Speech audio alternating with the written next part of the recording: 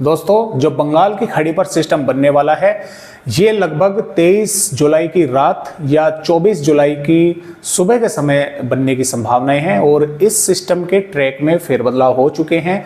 हालांकि कई दिन आगे की वेदर रिपोर्ट है, फिर से भी बदलाव इसमें देखने को मिल सकते हैं।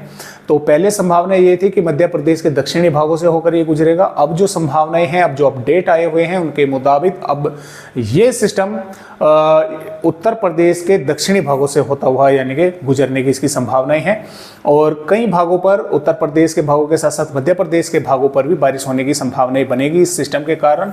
और ये 24 जुलाई में पूरी तरह से बन जाएगा और 25 जुलाई से आगे बढ़ना शुरू कर देगा। शुरू तो ये 24 जुलाई की रात से ही आगे बढ़ना कर देगा। फिलहाल के इस तरह के अपडेट है। और देखिए, मैंने कहा था आपको कि आज मैं वीडियो नहीं डाल पाऊंगा, तो मैं आज नहीं गया हूं बाहर क्योंकि कावड़ियों की वजह से सभी रास्ते ब्लॉक कर दिए गए हैं। तो अब मैं जो है कुछ थोड़ा थम के ही बाहर जाऊंगा। तो फिलहाल आइए देखते हैं। तो जो मानसून की ट्रफ है दोस्तों, वो इस समय उत्तरी भागों की तरफ आगे बढ़ रही है। जो राजस्थान के भागों पर था सिस्टम वो बाहर निकल चुका है और एक WD है जो कि पहाड़ी राज्यों की तरफ आगे बढ़ रहा है।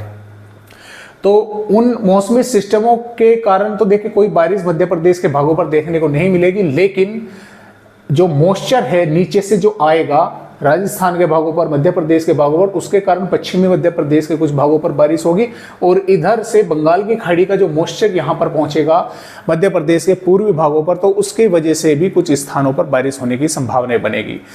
तो भारी बारिश की कोई संभावना नहीं है और कुछ भागों पर हल्की या एक दो भागों पर हल्की से मध्यम या कहीं कहीं पर इक्का दुक्का भागों पर मध्यम से तेज बारिश की गतिविधियां जिले के इक्का दुक्का भागों पर देखने को मिल सकती है 21 जुलाई में। और मैं थोड़ा सा आप सभी भाइयों को ट्रैक के बारे में भी, मौसमी सिस्टम के बारे में पहले आपको दिखला दूं।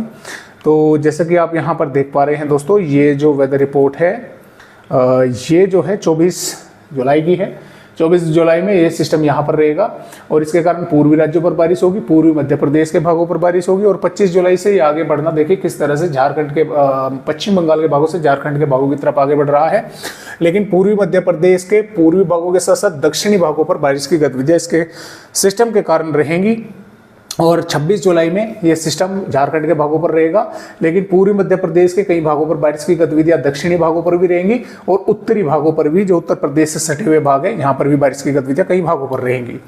27 जुलाई में यह सिस्टम और आगे बढ़ेगा। बारिश की गतिविधियां उत्तरी मध्य प्रदेश के भागों पर, कई भागों पर जबरदस्त होगी और 28 जुलाई में भी मध्य प्रदेश के कई भागों पर इस सिस्टम के कारण बारिश होने की संभावनाएं लगातार बनी हुई है।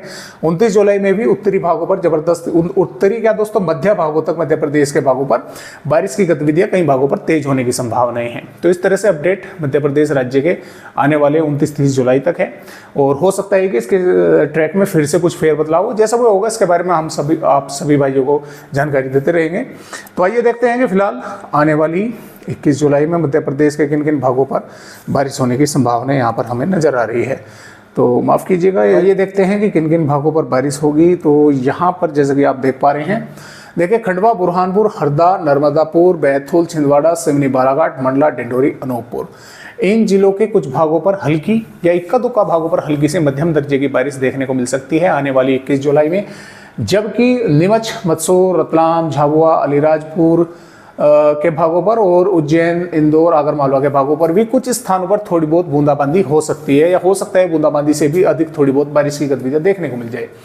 मुरैना, भिंड, ग्वालियर, दतिया, श्योपुर, शिवपुरी, दतिया, गुना, अशोकनगर, टिकमगढ़, छतरपुर, पन्ना, सतना, रीवा, सिद्धि, उमरिया, शहडोल, महर, उमरिया, कटनी, दमोह, सागर, विदिशा, रायसेन, भोपाल, सीहोर, शाजापुर, बड़वानी, खरगोन के भागों पर यहाँ पर देखिए हल्के बादल या आते जाते देखने को मिलेंगे। हो सकता है कुछ जिलों पर थोड़े घने बादल पहुंच जाए और इक्का दुक्का भागों पर बारिश की गतिविधियां हो जाए। और देखिए हल्के बादल रहेंगे तो धूप भी देखने को मिलेगी, यानी कि कभी धूप छांव का सिलसिला जारी रहेगा। और हल्के बादल देखिए जो अगर दिखते हैं तो वे काफ़ी ऊंचाई में दिखेंगे, उनसे बारिश की संभावना नहीं कर सकते। लेकिन हल्के बादल आगे बढ़ेंगे, धूप निकलेगी, फिर से थोड़े बहुत घने बादल भी पहुंच सकते हैं कुछ भागों पर और थोड़ी बहुत बारिश की गतिविधियां, जो ये जो पैटर्न है यहाँ से यहाँ तक का, इन पर कहीं कहीं पर देखने को मिल सकती है।